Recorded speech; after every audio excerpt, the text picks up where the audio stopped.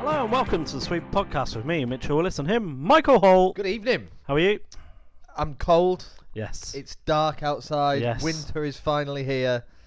And I'm excited about the weekend to come. Yes, we've had a bit of a break, haven't we? Due to professional reasons. We've had a career to look after over the last week or so for both of us. However, it has been international breaks. It's been timely as well. It has indeed. And what an international break it's been. We've got victories all round to talk about, haven't we? We've got all the England chat following a famous win against Croatia at the weekend to qualify for the Nations League semi-finals next summer. And naturally, it seems like a good time to review the year for England, look at what's next for the Three Lions, and then, given the weekends in sight, it would probably only be right to preview the upcoming Premier League and Championship games. But hold on to your hats because we've got bigger fish to fry first. We have, and straight into it, Sunday afternoon. I was looking forward to a nice relaxing Sunday, didn't really think too much of it, and then remembered England had their biggest non-tournament game in their history. Debatable non-tournament game really as well, but we'll get on to the Nations League as a whole afterwards. And I think, you know, a victory against Croatia in any circumstances is one to laud, and I think in this one as well, we were fantastic for a period of the game, and you know, we're purring. There's certainly 15 minutes in the first half where we should have scored at least one out of probably 4 or 5 chances. Yeah, I think both Sterling and Rashford found a lot of space in the first half, and they missed chances that on another day you'd expect them to stick away. I think that Harry Kane got into good enough positions in the first half without really threatening, and I kind of got a sense of exactly what was going to happen. Yes. Because we were playing so well, and by not scoring, it just gave Croatia the impetus in the second half to go out there and nick the lead. And you could see in the first half they were tired, but we saw it in the World Cup so many times. Everyone thought they were going to crumble, and they just didn't. And it wasn't really until the last 10 minutes of this game where they really started to tire. Yeah, and you know, you look at the goal we conceded as well. It wasn't a great goal to concede. You know, scored by Kramaric, who probably made it about as tough as possible as he could to bag it as well. But I think, as you say, it looked to be going to a disappointing afternoon for England. But for the second time this year, Croatia were going to be at the heart of that disappointment. But it didn't last, did it? You know, we were muted at times, it was sloppy, and we really offered nothing, particularly at the start of the second half, where Croatia showed their quality and their grit and determination as we've seen from them previously, and it was very, very frustrating. And I think more frustrating than anything was you know, we spoke about it during the game, the set pieces. You know, we were given so many opportunities to put the ball in and do something with it, and it just wasn't happening. Yeah, I don't know who sent the text message out of the two of us, but one of us texted the other to basically say that we're missing Trippier's free kick and corner taken, and it was oh so apparent until the latter stages. And I think that you can look at those in isolation, because actually we only really put one good ball into the box all game, and I think had we been more effective from those set pieces, then we probably would have been ahead a lot earlier on. You look at the chance that Harry Kane had at the back post in the first half from John Stones, and you'd say that was probably the only decent ball into the box of that 45 minutes. You then go into the second half, and any free kicks that were taken were really poor. We struggled to beat the first man, and it was almost a completely different kettle of fish to what we saw from that England side in the World Cup, where we were so heavily reliant on those. And then it got into the last sort of 10-15 minutes, and we thought we need a goal from somewhere. And I know that we were criticised in some quarters in the World Cup for being too reliant on those set pieces. I don't think we scored from a throw-in, did we? No, I don't think we did, but we certainly did on Sunday. And yeah, Joe Gomez has got a hefty throw on him, that's for sure.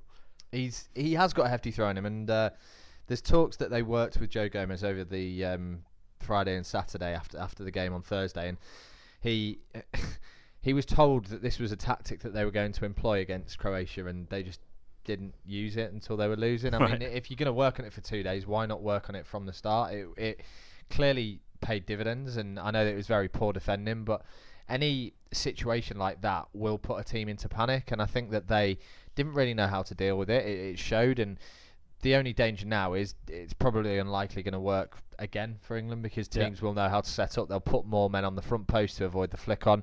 They'll probably put a couple at the back post as well, because naturally that's where the ball tends to land when it comes from that area. But it's nice to see England scoring a goal from a different circumstance. I know it's a set piece, if you like, but it just shows that Gareth Southgate's willing to score goals in that sort of manner, rather than trying to rely on the fast-flowing, high tempo pressing football that we got used to watching in the World Cup. Yeah, and it's Jesse Lingard that got the goal, and funnily enough, it was not long after I'd text you again saying I'm not sure Lingard's the right choice here. I think we were looking to bring on Sancho and Wilson probably between us for Harry Kane as well. So Lingard's come on, he's done a job. It was a very, very easy goal to get, and possibly anyone could have got it. But the ball in for the second goal had a little bit more quality. I'm not sure it was a fantastic ball in, but Harry Kane's on the end of it, and I think that shows the importance from him. Not had a great game, looked tired and leggy at times, and wasn't quite looking himself. To the point where we're saying, let's bring Callum Wilson on, who's had a decent game in a friendly the week before, and take Harry Kane off, who we've seen previously, in the World Cup, and we'll talk about it later.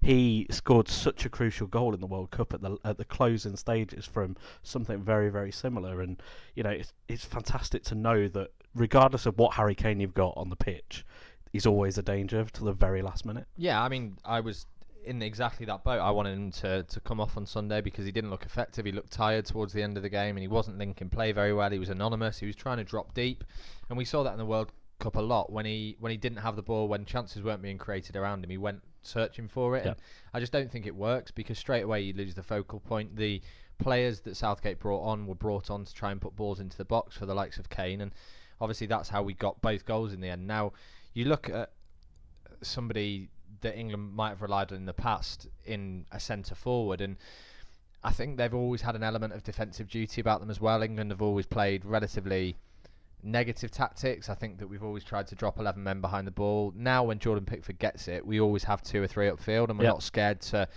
allow people to populate the edge of our box without tracking back with them. And I think that helps Harry Kane massively. He doesn't have as much running to do. He still works hard, but I think at the 80% he's probably at the moment, he's still able to contribute at the end of football matches, and that's probably what would have passed us by in years gone by. Yeah, I think it's a great moment. I think coming from behind against Croatia as well made it all the sweeter. Think back to when Trippier scored that free kick in the World Cup semi-final. The feeling the nation had at that point, it was coming home, and then sucker punched, and you left reeling, dreaming of what could have been, and then this. Completely different circumstances, and still similar emotions of frustration throughout the game, and being able to turn that round into joy and elation. Seeing Wembley looking like it did for, I don't know, probably the first time since about 1996, it was absolutely glorious. It was, yeah, and I think that they probably got a little bit excited at the final whistle to play Baddiel, Skinner and the Lightning Seeds was maybe a step too far. I would possibly wait until we've actually won the Nations League before rolling that out, but it's the hysteria in the country, and do you know what? It's probably tongue-in-cheek from whoever decided to stick that on, and I think the England fans deserve to enjoy it. We haven't rested on our laurels since the World Cup, and I know we're going to come on to talk about England's year in a little while, but I think it's just really refreshing because a lot of momentum was built going into that semi-final against Croatia, and the whole country was massively deflated when we probably didn't get the result that we deserved, and it could have gone one or two ways for Gareth Southgate at that point, but we've beaten 2 massive countries in footballing terms in Croatia and Spain in recent weeks, and I think you look at the difference in the squads as well. There's new players who've come in, they fit in straight away, and they haven't had any problem in doing so, and that's testament to the hard work and the workmanlike attitude of the players who really enjoy being part of it under Gareth Southgate. I think it's probably worth talking about some of the individuals. We both said on Sunday, Fabian Delph was fantastic. He had a great game. Driving the team forward, leading by example. I don't think he was expecting to play, and to come in those circumstances and against a quality midfield as well. He shone, and he looked a controlling and commanding figure in the middle of the park. And I also thought Dyer had a good game as well. He had a bit of a mare with the goal, but he's solid and tidy, and he just allows those in front of him to go and play on the front foot. Yeah, I think Fabian Delph did very well when he came in, just to sort of reinforce the point that you've just made. Jordan Henderson's a good player for England. He's industrious and he works hard, but I think that Delph's probably got a better passing range. He showed this on Sunday, and there was a couple of really good balls, probably 40, 50-yard balls that, I'll be honest, in the early days at Manchester City, I don't really think he had the confidence to go through with. He didn't, but he had the ability. When he was at Villa, he was of all the players that we've lost over kind of the last 10 years, say the likes of Ashley Young and Stuart Down and James Milner, Delph, because of those kind of leadership qualities as well, was one that we really missed, because he could pick the ball up and he could turn something in, nothing into something. And I think he does have that ability. And I think, we've seen certainly with Manchester City as well that he has grown into that team. Pep's obviously given him a boost of confidence as well. And I think you're right. He's someone that's growing into himself and sees his own potential as much as anything else as well. And it's nice to see, because often players on the fringe of that England squad in years gone by wouldn't be ready when called upon, but Delph was thrust into a massive game when you consider the circumstances around it, and he performed probably better than anyone in that first half. I thought he was everywhere, and obviously his performance levels dropped off a little bit, but I would have given him man of the match ahead of Harry Kane. I think that it's an easy one to give when the captain gets an assist and a goal, and it probably makes his performance look a lot better than it actually was. But I think Delph was deserving a man of the match. I thought he ran the show for England, and defensive duties were good, but he didn't overcomplicate it. He allowed himself to be in between the pockets of space, which we kind of avoided when we played Croatia in the summer, and it was really good to get that monkey off our back, because it's a team that we've struggled against in the past, and as far as individual performances go for England, I think that's probably the best one that we've seen, probably Raheem Sterling aside, against Spain. Yep. in a long time now. Yeah, you're right. And, you look at the defence as well. We've spoken about Pickford, and we've spoken about the way they play on the front foot. And John Stones as well. He's coming for a lot of criticism over his career as a whole, really. And he's looking more and more assured kind of every game now. And I think he's got a great relationship and partnership with Joe Gomez. I think they work very well together, stepping out of defence with the ball. And, they're almost playing as defensive midfielders at times. They're breaking up play before it even gets to the back line. And I think we've got something now that we can just completely build upon. We've got a style of play that we're more than comfortable with, and there's risks to be taken there. There's potentially one too many touches, and yes, it will land us in trouble, but actually I think it gives us so much more going forward. There's so many advantages to playing that way that absolutely we should just be sticking to our guns with this.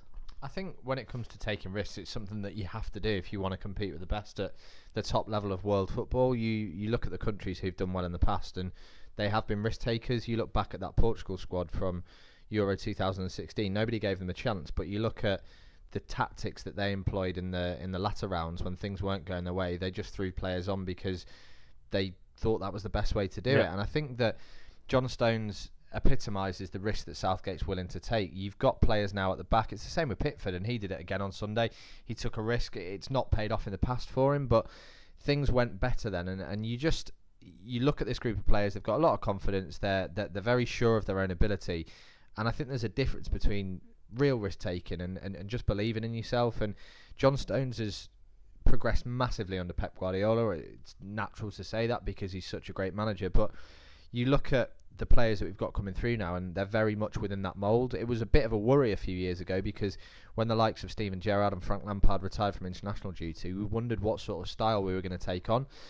Southgate's got that mould, and it's quite clear now that the underage groups are playing similar football. I mean, you look at the England under-21s, they're flying. They haven't been beaten in, I think, 2 years, 3 years, and the standard and the levels of football that they're playing are very similar to what we've seen from the first 11. And one more player to pick out, Jadon Sancho. He looks bright every time we see him, and he's definitely played his part in this one. He's come on, he's got involved, and he's quite feisty as well, which was good to see. And I think it's a really interesting one with him. He's obviously gone abroad and he's flourished. And the question marks are now, will others in the academies, for instance, try and take that leap as well? Yeah, and people have talked a lot about the comparison with him and Phil Foden, and Phil Foden is somebody that Manchester City are absolutely dead keen on keeping within that setup, because they feel that his development will be better suited within that football club. Now, the argument is, you look at both Jadon Sancho and someone like Reiss Nelson, who's really pulling up trees over at Hoffenheim.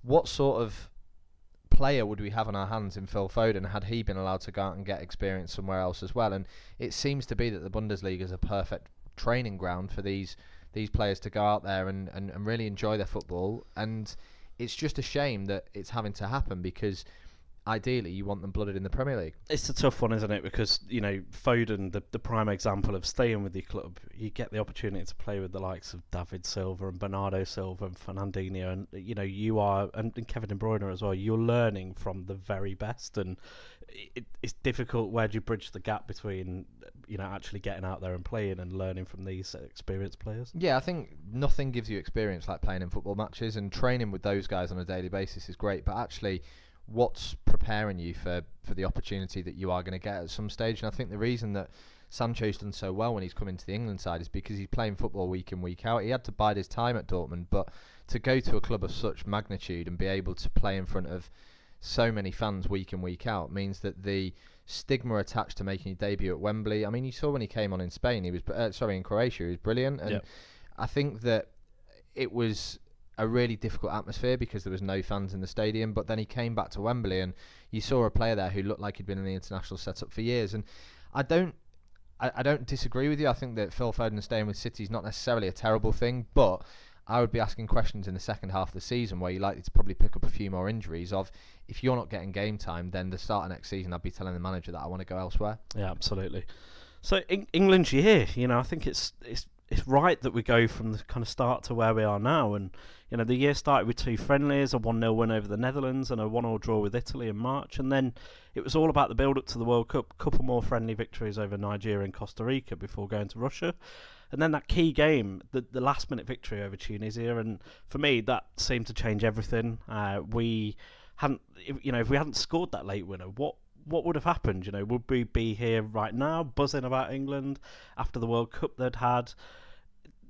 It's little margin, fine margins that make a huge difference in football, and to score a goal like that was instrumental for the rest of the tournament for me, and potentially where we are now after this victory. Yeah, it was massive. I think you can't underestimate that moment. It was huge, and it was a turning point for England fans as well, because how many times have we been on the wrong end of last minute goals, and how many times have we missed out when it looked like we were going to go through? And you look at it, and it's a point that I think a lot of us will remember in years to come. It's a group game that actually at the time probably didn't mean a huge amount, but I think it galvanised that squad. It brought everyone together. Everyone was able to kind of forget a little bit about the pressures that had built on England, and it was probably a way of letting out a bit of steam early on in the tournament, and that was reflected in the next game against Panama. It was indeed. We beat them 6-1, our biggest ever win in the World Cup, losing the first game of the year in a meaningless group game after that against Belgium that actually set us up for probably a better run in the next round as well. But after that, same with the Tunisia one, there was the penalty win against Colombia, which was amazing as a fan, as an England fan, to experience that. And that was the moment where, everyone was pouring out of the pubs into the street. There was a real outpouring of emotion. And that was very much a monkey off the back. And the pressure that was eased then from knowing that we could go into the rest of the tournament, and if we got to penalties, there was going to be some confidence from there, was incredible to see. And, we followed up that with what was a routine win against Sweden to take us into the semi-finals. And having spoken about the game against Croatia already, it was a tough one to take. And then obviously a loss to Belgium in a meaningless game. We come home then, and the nation's united again with the England football team, which they haven't been for a long time. A friendly win against Switzerland was followed up with a 2-1 loss to Spain at Wembley, and you think, that's a competitive game. We're still umming and ahhing about what the Nations League was going to be like, and it was tough. Were we going to continue to take that momentum we had from the World Cup? And obviously we've seen since then the draw in Croatia, the famous win in Spain, we were 3-0 up against them in their own backyard, to then go and beat Croatia. And it's a fantastic journey that we've taken this year with that team. Such a young team as well, a young manager, and I think that's all combined is what's bringing everyone together and getting us optimistic about the team again. That's it, exactly. I've not felt like this as an England fan in my lifetime. I think that Euro 96, I was 11 years old. It was brilliant because it was the first proper tournament I can remember, and from then on I don't really think that I ever felt that excited about England, and even up to the last couple of years, it was only really when the World Cup started that I think the enthusiasm really set in. And obviously doing a podcast, you have to do a lot of research, you have to spend a lot of time watching football, and you have to immerse yourself in international football because you can't purely concentrate on the club side. It's just not possible anymore, and there's so many Premier League games which impact on the international schedule and vice versa. So I think it's been a great year. It's probably been the best in English football history since 1996, if not maybe 1990. Yep. I mean, every tournament that you get to a semi-final in on merit is worthwhile to talk about for years to come. And I suppose the next natural step for England will be to win something. And as much as I'd like to win the Nations League, I really hope it's a Euros or a World Cup, because I think you can kind of hang your hat on that in years to come. Who knows whether the Nations League is going to be around in 8-10 years? I mean, look at the tournoi. I think that was the last tournament that of similar size that England did all right in, and that got scrapped. So you have to look at it from both ways. I mean, it's been fantastic. It's been a great tournament, and long may that continue. But my worry with it is what happens when things start to go as they should do, and the big teams start beating the smaller teams, and the cream rises to the top. And at that stage, what do we think? Because ultimately, you're just going to have the best teams playing each other and the worst teams playing each other, and there's going to be a little bit of differential between the relegation and promotion places. So it's a tough one, but I think overall for England, it's been massive. It's been fantastic. Yeah, absolutely. And there was one game I didn't mention in England's year, and that was the win over the US last week. Just a quick thought on Wayne Rooney being involved. Obviously, we didn't talk about it beforehand. We've seen it now. We've seen the build up to it. We've seen the fallout before and after as well. And it's just, let's be positive about it all first. He's our top scorer. He's had a fantastic career, and he's one of the most talented individuals we've had in an England shirt. Well, certainly in our lifetime, but possibly ever as well. And I think regardless of how we did it, he should be applauded and celebrated as well.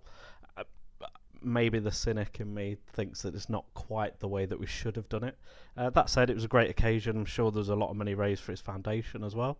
And to be fair, I thought he looked really good when he played as well. I thought he's obviously a very talented individual, and I think he's been almost a victim of circumstance at certain points of his career as well.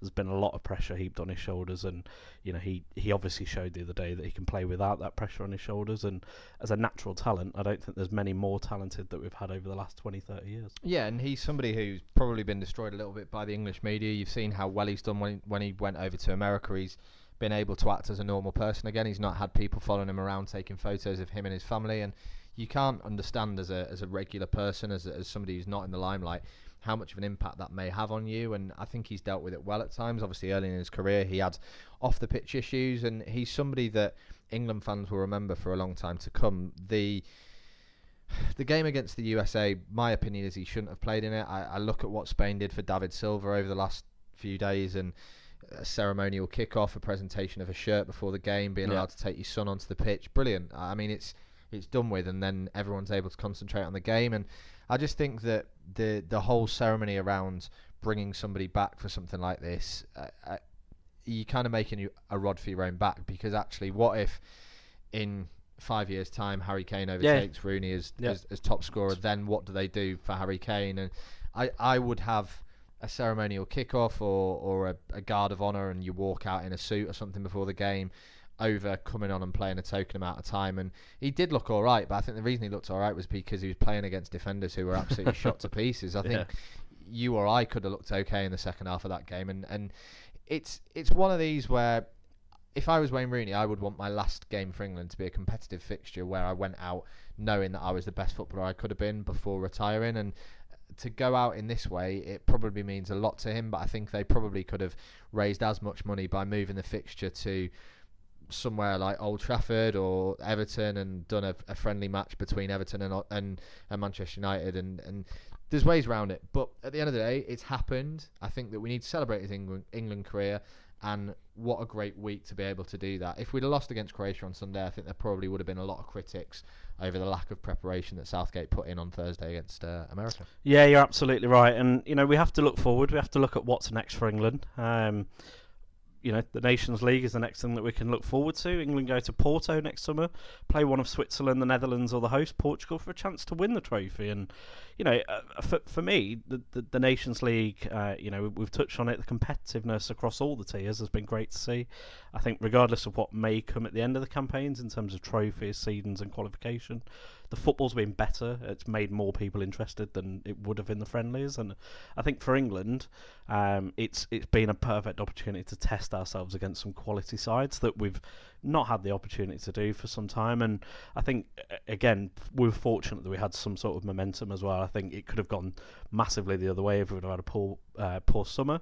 But I think given the fact that we had a great summer, that we're riding on a wave, we get to play these teams and just go for it. And, you know, it's obviously paid off because we've got the opportunity of a level of success, regardless of how you want to look at what that level of success is. But it's still something that we can hang our hats on, potentially, that we just wouldn't have had the opportunity to do before. Yeah, I think it's turned out to be a great competition. You can't really argue with the way it's gone because there's been a lot of surprises. You look at the likes of Gibraltar winning games where they've never done so before. You look at Germany being relegated. Well, obviously that's never happened. And then you look at England winning a league. That's something that you can't really count too many times that's happened either. So it's brought a lot of great opportunities for people. I think that there are definitely still ways that it could be changed and altered and that sort of thing.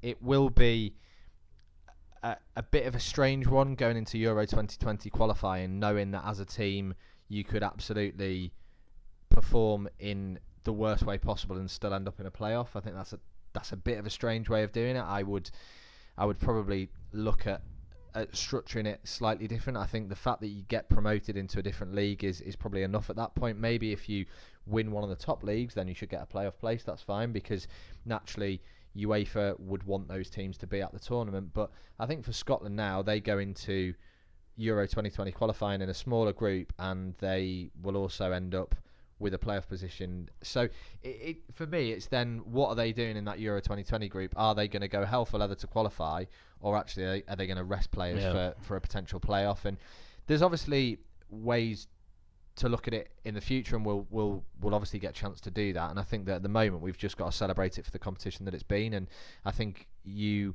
look at how many skeptics there were, us included at the start of it, and how many people now who are saying it's been a great thing. And I tuned into that friendly on Sunday excited. Sorry, friendly. I tuned into that game on Sunday excited to watch England-Croatia, and I never felt like that ever watching England in a friendly. So from that point of view, it must be a good thing. Absolutely. And just one last thing on it. Germany were relegated. How good is that? You know, the old enemy for England, and along with Poland, who, you know, haven't really done anything to us in the last 30, 40 years, but Iceland and Croatia as well, our recent nemesis. So, you know, it's all great as an England fan. And I think, you know, after those years gone by, it's a chance for us to bask in the glory for a change, isn't it? Absolutely right. Talking about basking in the glory, after this break, we're going to preview the Premier League. Ladies and gentlemen, England will be playing 4-4-2.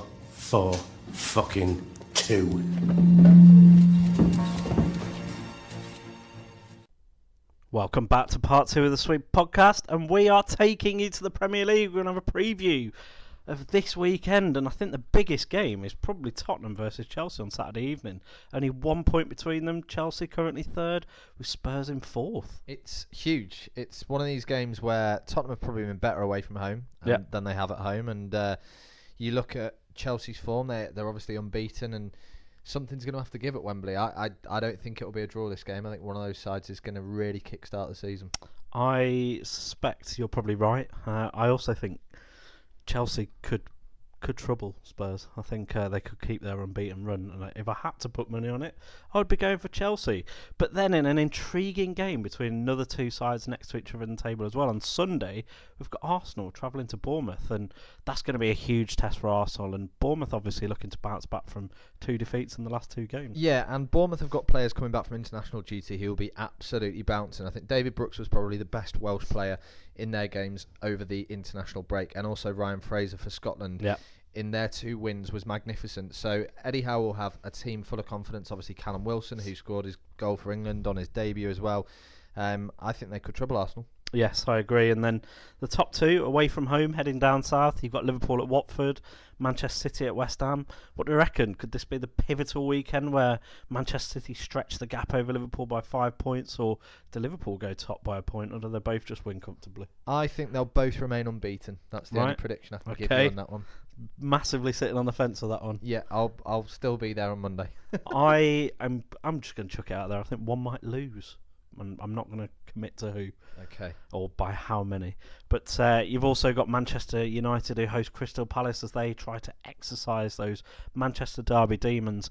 Wilfried Zaha back in for Palace. And we know that he could prove a nightmare for any club, and I think if you go against your old club, looking to try and drag Crystal Palace out the doldrums as well, he could be crucial. Yeah, this is the sort of game that Manchester United win in their sleep, and that's possibly the problem, because the expectation will be that it will be another easy game. I'm looking forward to seeing Marouane Fellaini in his new haircut. I've not seen his new haircut. He's shaved it off. Has he? He's got rid of the locks, and with that, potentially all of his scary powers that he has when he comes onto the football pitch. So it could be a shadow of his former self. Exactly. Hopefully a shadow of his former self is Richarlison. His Everton are looking to fill their boots as they welcome Cardiff to the Goodison Park. And Eddie Lee's been in touch with us around our Richarlison bet. And he kept us posted about his goal-scoring exploits for Brazil. And it's worth mentioning that I think, originally thought he may be travelling South America. He actually went down to London and Milton Keynes for the 2 games. So I think between us, we've done more miles than Richarlison this week, haven't we? I think so. So yeah, I probably need to increase our levels of research on international fixtures, but I think he did quite well in the international break as well. So he'll be flying against Cardiff on Saturday. He may have flown into my fantasy league team as well. Yeah, I've had to let myself down and put him in there, but we shall see. Maybe that'll be the death of him, who knows. Just behind Everton, you've got Leicester travelling to Brighton, and then Anthony Knockout Derby. Down to the bottom of the table, we've got Huddersfield at Wolves, which will be a tough test for them. And then Monday Night Football is a cracker. We get Burnley against Newcastle. That could be the worst game of the season. Hopefully not, and we see some scintillating action on Monday Night Football. But it's terrible. But as a Southampton fan, I'm already praying it's 0-0. No, there's no goals, no confidence, just a point apiece in the ever-growing battle to get away from the bottom of the league.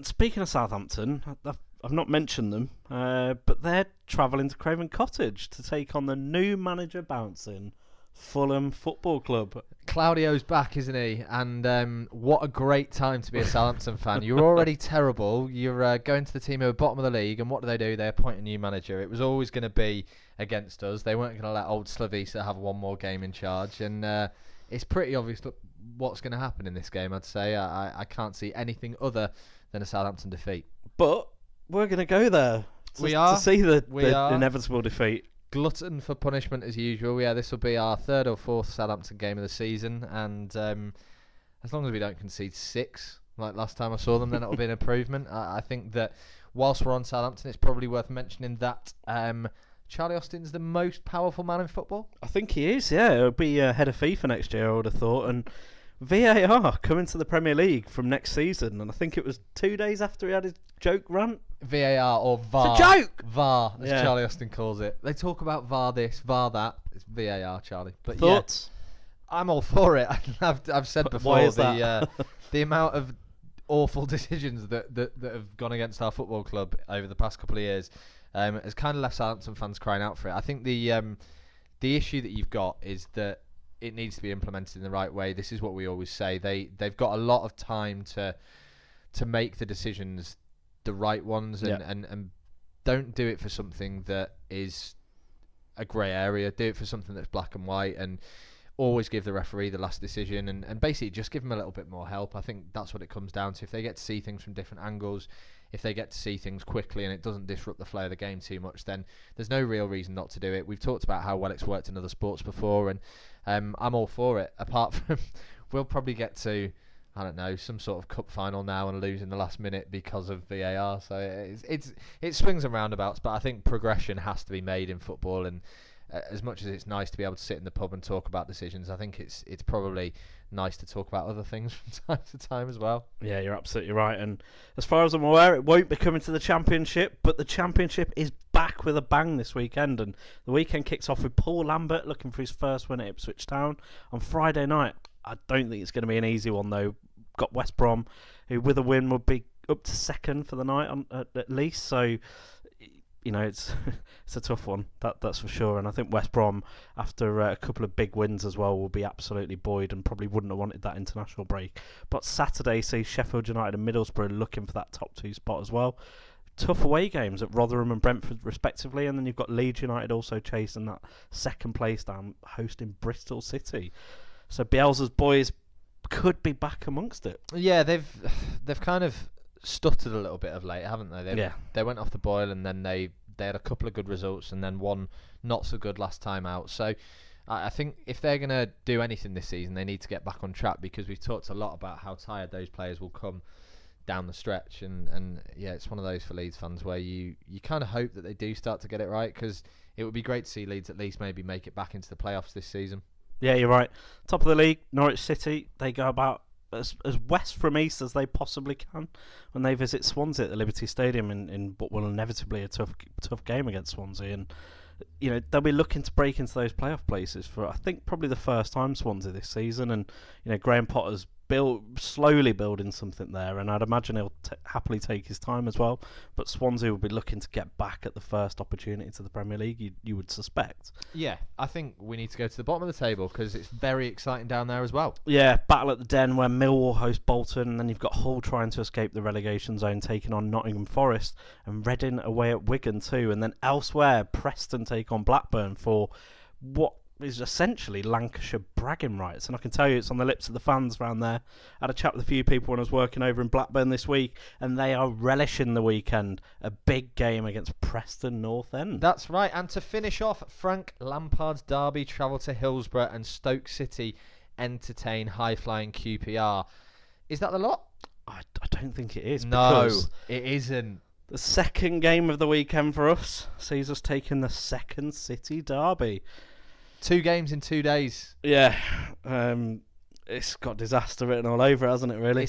There's going to be many pies consumed. I'm looking forward to your pie rating from Craven Cottage. I assume they've probably got some sort of, I don't know, quince jelly pie down on the banks of the Thames, and then we all know what your favourite pie is at the Villa, but I'll let you tell people on Monday's episode. Yes, it should be a delight, and obviously we've got 11th and 12th in the table, Villa and Birmingham respectively, level on points, should see a tasty encounter, and a win for either really sees them flirting with the playoffs as well, so it's early on the season. There's still a lot to play for, but actually there's really something to play for in this one. Can we get a Sweeper podcast Thursday edition preview prediction from Mitchell Willis for both? I'll let you predict the Southampton Fulham game. I'll do the Aston Villa Blues game. I will go with 2-2 Fulham Southampton. You know what? A draw in that game would be the worst possible result, because Mark Hughes would probably keep his job. There'll be a last-minute one as well. Everyone probably. Yeah, off the hand of Mitrovic or something like that. I'm going to go Villa to win 2-1. I'll take that all day long. I'll take that. A little pie and a 2-1 victory. It makes me a very happy boy. And that's it for the Premier League, for the Championship, for the International Roundup. Joining us after this final break for this week's tete-a-tete quiz.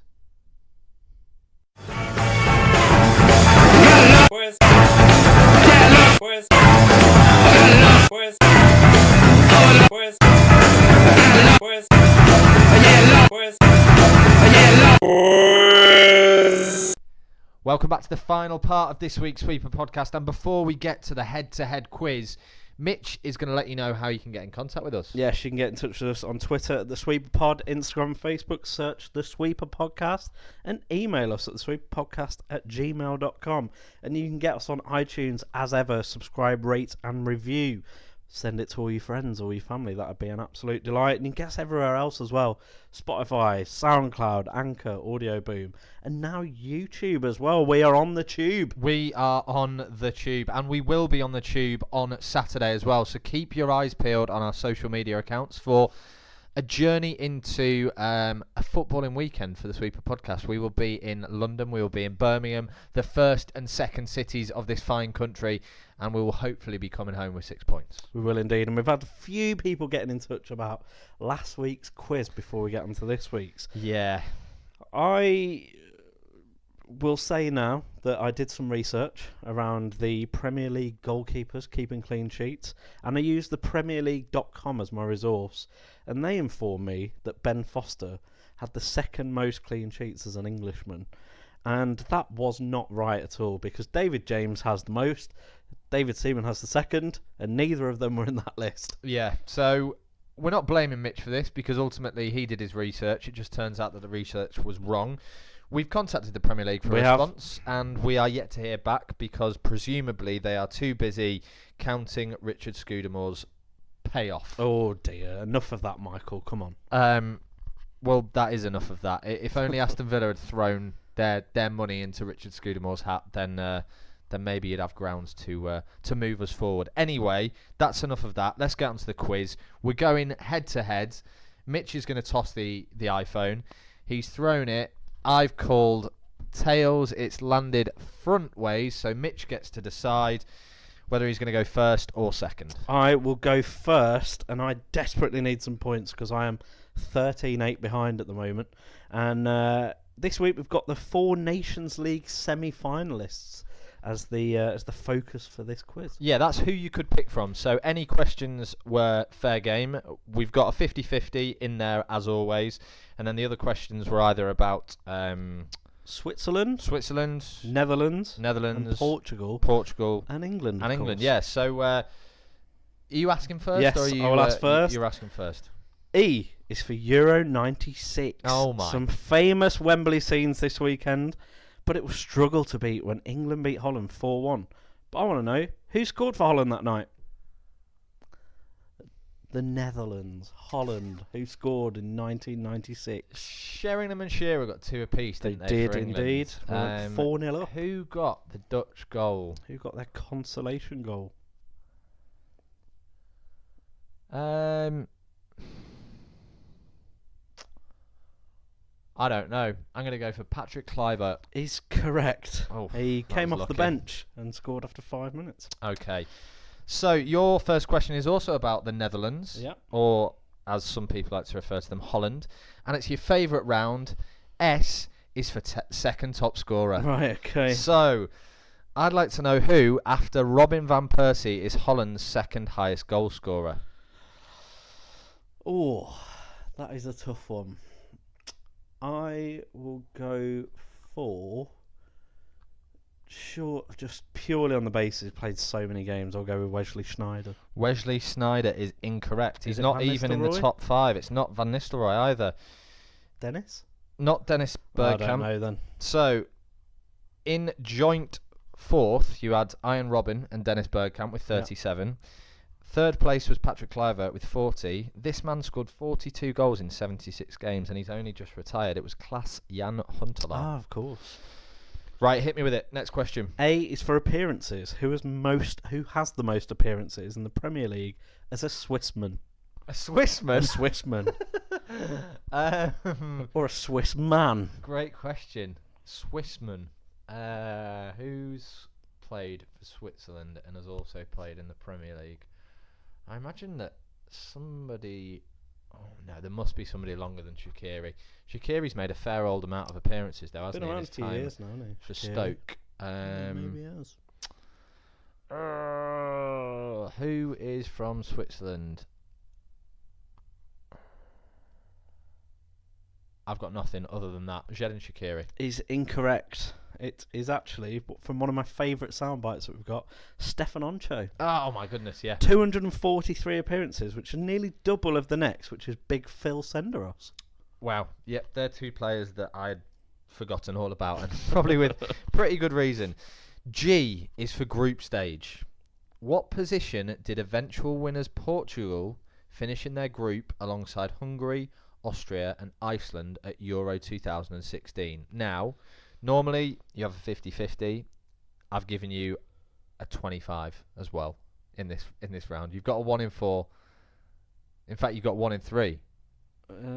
Or 1 in 2. You've really confused me. Surely it's 1 in 2 if they qualified. I will say, who else was in the group? Iceland, Hungary and Austria. Which in theory, does that mean we would have... I'll go with second. They finished third. Euro 2016 was the first tournament in which you could finish third and still qualify. It was a joke tournament. Best 4 third place teams who qualified for the next round. That whole tournament was shit. You went, didn't you? Yeah, I did. It was crap. That was the best game. Croatia Spain was the only good game. Everything else was So, what's my next question? Your next question is G also for goals. Who has the better goal scoring average, so effectively goals to games, between Gary Lineker or Peter Crouch? Oh, I'm guessing it's going to be close for the purposes of the question. They are Crouch- next to each other. in the Crouch had a list. really good record, didn't he, for England? Scored a lot of goals. Lineker played a lot of games and did well at the World Cups as well. I'm going to go for Peter Crouch. Is incorrect. Gary Lineker has an average of 0.6 of 48 goals from 80 games. Crouch just behind him with an average of 0.52, scoring 22 in 42. It's still a pretty it's good a record very, for someone very who's good not record. that talented Yeah. when it It comes to is. football. So, I've got 1 out of 3. Mitch has got none out of 2. Here's his third question. It's his 50-50 as well. We've talked a lot about England today, and your 50-50, F, is for friendly. Who were England's last opponents when they lost an international friendly? Was it France or was it Germany? It was in 2017. I'll give you that. Okay. So you're not having to think back too far. I will go with France. The correct answer is France, and that game took place on the 13th of June 2017. We lost an international friendly to Germany in March of that year. So, Oh, right. Okay. yeah, I you were... thought we had some positive results against Germany more recently. I think we had a Clearly not. 0-0 draw with them. Yeah, 0-0 draw with them, possibly, and then Brazil, or was it Holland and Brazil? I think it was We drew Pickford. 2-2 at some point.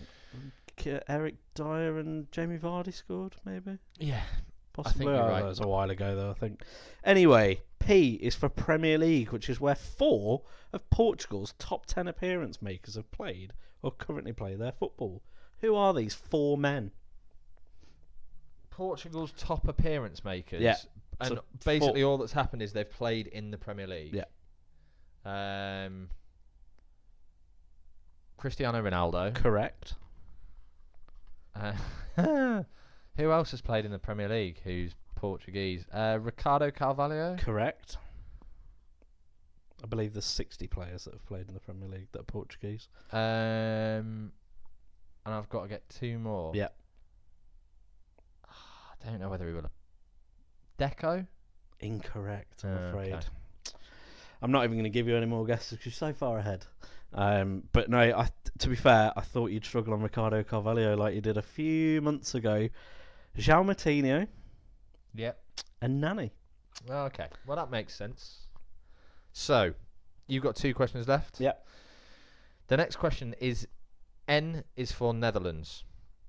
In the 2010 final between Holland and Spain, Nigel de Jong arguably should have seen red for a kung fu tackle into the midriff of Xavi Alonso, which Howard Webb said was fine. Can you tell me who did eventually get an early bath during extra time in that game? Did he play for Everton? I can't tell you who he played for. That would be a bit Is of a it giveaway. Johnny Heitinga? It is Johnny Heitinga. That is correct. He was sent off in the 109th minute, and that pretty much did it for Holland, didn't it? It did indeed. Iniesta went on to score the winner. Last question for you. S is for Steve. That's right, the Wally with the brolly, Steve McLaren. He's had 2 spells with the same club as manager twice. Who are the 2 clubs?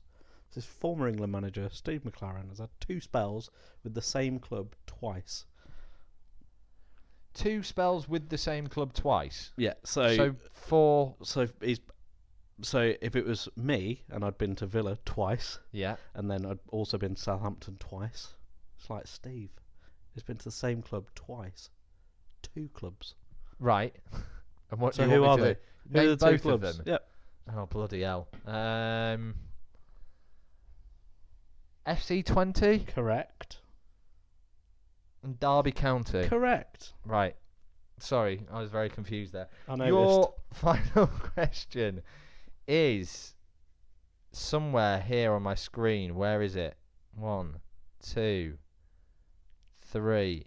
Here we go. E is for European Championships. Yeah. Can you tell me what the furthest is that Switzerland have got in a European Championship? So it's a case of name that round. I will go with the quarterfinals. Quarterfinals? Yeah. Incorrect. It was the last 16. Second round. Yeah, second round or last 16. Is that this year? It was 2016 Euros, yeah. That was, yeah, yeah, that's right. Your favourite tournament by all accounts. Shit. Absolutely. Most overrated tournament going. Don't go to an international tournament. Is that what you're saying? Yeah, pretty Unless much. it's in Russia. Yeah. Pretty much. Or Porto, Yeah. where you guaranteed a semi-final spot. Yeah, absolutely. Well, that is all for this week. That was a pleasure. I think it finished 2-2. It did. So I'm still 5 behind. So yeah, cheers. Thanks for joining us. It's been a pleasure as always. Been great to laud the successes of our national team, and we look forward to hopefully a positive weekend for the two of us. I'm sure you'll tell very quickly from when we record next week whether it was or not. Absolutely. Keep an eye on those social medias. If our story ends at about 5 p.m. on Saturday, you know why. If you see any posts after that on the train on the way back to Birmingham, then you know we're happy chaps. And yeah, we'll speak to you next week. Goodbye.